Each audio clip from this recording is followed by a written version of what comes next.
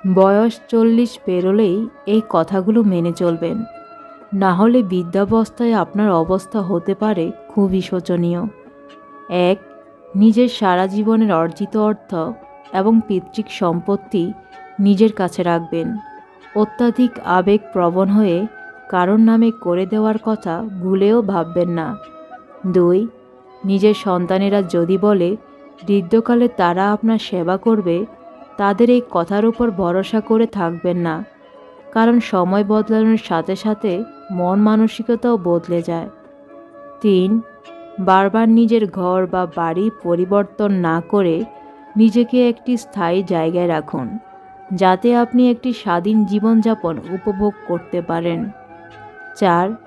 বছরে অন্তত একবার হলেও নিজের জীবনসাথীকে নিয়ে কোথাও বেরিয়ে আসবেন, এতে আপনার বেঁচে থাকার দৃষ্টিভঙ্গি বদলাবে। 5. নিজের ছোট ছোট কাজ নিজেই করবেন। বৃদ্ধ অবস্থার দোহাই দিয়ে কাউকে দিয়ে কোনো কাজ করিয়ে নেওয়ার এবং কারোর কাছ থেকে সম্মান পাওয়ার চিন্তা করবেন না। 6. শুধুমাত্র সেই সমস্ত মানুষকেই নিজের বন্ধু সার্কেলে রাখবেন যাদের সঙ্গ আপনার জীবনকে প্রসন্ন করে তোলে, অর্থাৎ যারা আপনাকে সত্যিই ভালোবাসে। 7. কারোর সঙ্গে নিজের তুলনা করবেন না এবং কারোর থেকে কোনো প্রত্যাশাও রাখবেন না। 8.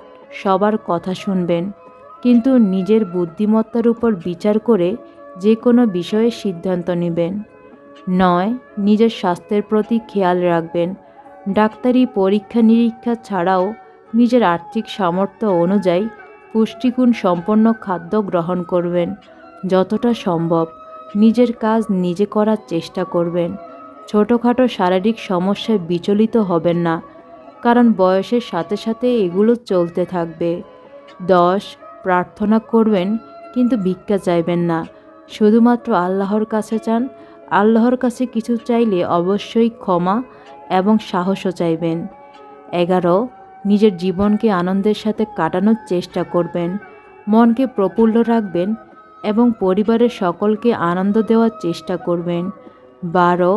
যে কোনো খারাপ পরিস্থিতিতে ভেঙে না পড়ে তার সমাধান খোঁজার চেষ্টা করবেন এবং মানসিক চাপমুক্তভাবে জীবন কাটানোর চেষ্টা করবেন। 13. জীবনে স্থায়ী বলে কিছু হয় না, নিজের জীবনধারাটাও নয়, এই কথাটা বিশ্বাসে রাখবেন। 14. নিজের সামাজিক দায়িত্বগুলো রিটায়ারমেন্টের মধ্যে পূরণ করুন। মনে রাখবেন, যতক্ষণ না আপনি নিজের জন্য বাঁচা শুরু করছেন ততদিন আপনি মৃত। 15. নিজের সন্তানদের কোনো বিষয়ে নাক গলাবেন না, তাদেরকে তাদের মতো করে বাঁচতে দিন। আপনিও আপনার মতো করে বাঁচুন, কারণ একটা বয়সে তারা আপনার পরামর্শগুলোও ঠিকভাবে নেবে না। সময়ের সাথে সাথে তারা বদলে যায়।